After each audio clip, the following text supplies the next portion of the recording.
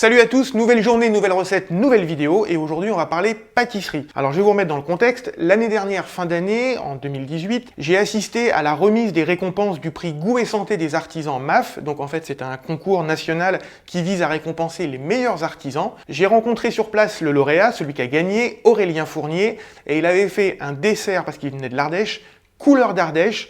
Je vous mets là les images, il va vous expliquer ce que c'est, et juste derrière moi, je vais essayer tout simplement de reproduire son dessert. Je cache une pâte sucrée à la farine de châtaigne, donc sans gluten, un moelleux au marron, une compotée de myrtille et une crème légère au miel, surmontée d'un dé de pommes crues et cuites. Donc on attaque avec la pâte sucrée à la farine de châtaigne. Il va vous falloir de la farine de châtaigne, du sucre, du beurre, un œuf, un petit peu de sel et un petit peu de levure. Donc je vais commencer par mélanger tous les ingrédients secs. Donc je vais mettre la farine de châtaigne. Voilà. La levure. Le sel. Et le sucre.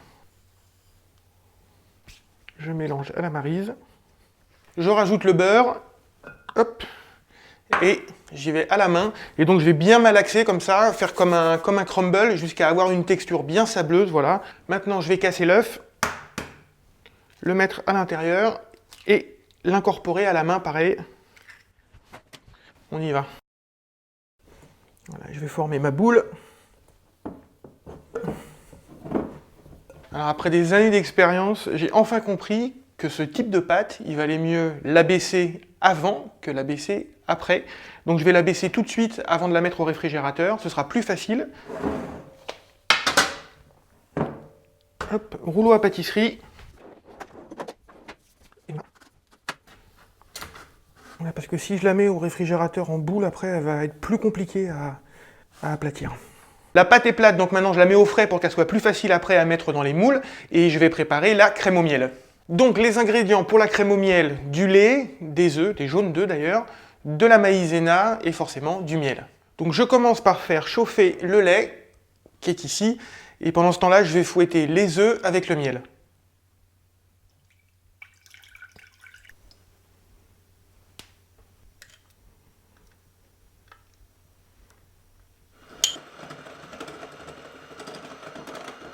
Voilà, le mélange est bien mousseux, donc maintenant je vais rajouter la maïzena. On a frôlé la catastrophe encore une fois. Allez, c'est parti. C'est bon, tout se passe bien. Je rajoute...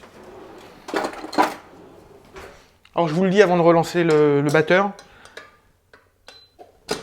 Le lait est chaud, donc je vais verser le lait et continuer à remuer en même temps, voilà, pour que ça s'incorpore bien, que ça fasse pas de grumeaux. Et puis après, je remettrai tout dans la casserole pour faire réchauffer et épaissir. On y va, c'est parti. On va essayer de ne pas faire de massacre.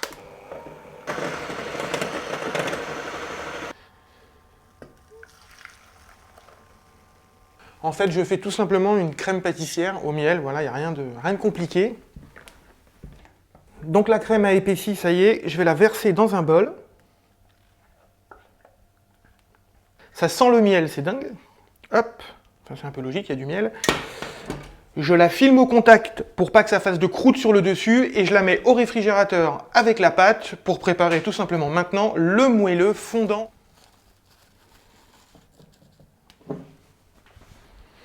On attaque le fondant au marron, donc il vous faut de la farine, de la crème de marron, du sucre blanc et de la cassonade. Il vous faut 2 œufs, un petit peu de levure et j'ai oublié le beurre. Première étape, ça va se passer dans le bol du robot. Je vais fouetter les 2 œufs avec les 2 sucres.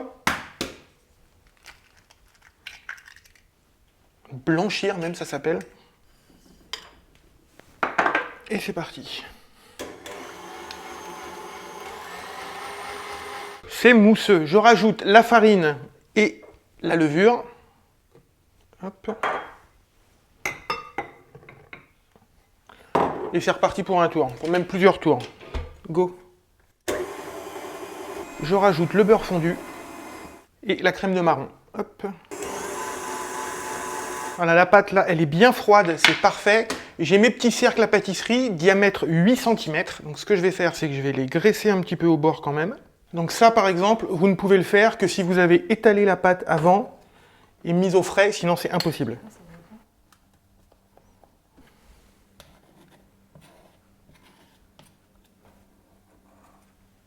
Alors Aurélien avait mis dans sa recette originale de la compotée de myrtille, étant donné que c'est pas trop la saison, moi je vais rajouter de la confiture à la place.